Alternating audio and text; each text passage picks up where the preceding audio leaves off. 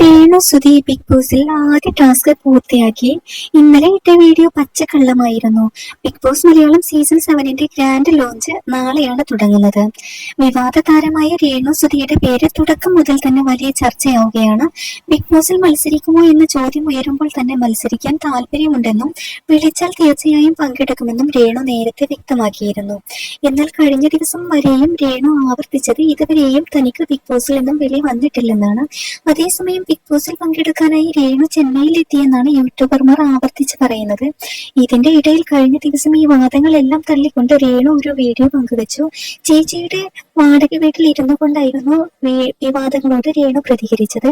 Big ബോസിൽ പോയിട്ടില്ലെന്നും ഇപ്പോഴും വീട്ടിലാണെന്നും രേണു വീഡിയോയിൽ പറഞ്ഞിരിക്കുകയാണ്. എന്നാൽ രേണു പറയുന്നത് പച്ചക്കള്ളമാണെന്ന് ബിഗ് ബോസ് അനലിസ്റ്റായ അൻസിഫ് ആരോപിക്കുന്നു. രേണു ബിഗ് ബോസിൽ എത്തിയെന്നും ആദ്യ ടാസ്ക് പൂർത്തിയാക്കിയെന്നുമാണ് അറിയാൻ സാധിച്ചതെന്ന് അൻസിഫ് പറഞ്ഞു. കഴിഞ്ഞ ദിവസം രേണു പങ്കുവെച്ച വീഡിയോ അവരുടെ തന്ത്രത്തിന്റെ ഭാഗമായിരുന്നുവെന്ന് അൻസിഫ് ആരോപിച്ചിരിക്കുകയാണ്. ചിലർ പറയുന്നത് രേണു ബിഗ് ബോസിൽ പങ്കെടുക്കാൻ എത്തിയെങ്കിലും അവരെ പുറത്താക്കിയെന്നാണ്. ചിലർ പറയുന്നത് ഷോയിൽ കയറുന്നതിന് മുൻപേ അവർ വോട്ട് അഭ്യർത്ഥിച്ച് പോസ്റ്റിട്ടു, അതിന്റെ പേരിൽ അയോഗ്യമാക്കിയെന്നാണ്. എന്നാൽ ഇതെല്ലാം അടിസ്ഥാനരഹിതമായ ആരോപണങ്ങളാണെന്നാണ് ചർച്ചയാകുന്നത്. രേണു സുധിയെ കുറിച്ച് ഇങ്ങനെ വീഡിയോകൾ ചെയ്താൽ ചർച്ചയാകുമെന്ന് അറിഞ്ഞിട്ടാണ് ഇതൊക്കെ പറയുന്നത്. തന്നെ കുറിച്ച് ഇങ്ങനെ വീഡിയോ വരുമെന്ന് രേണുവിനും അറിയാമായിരുന്നു.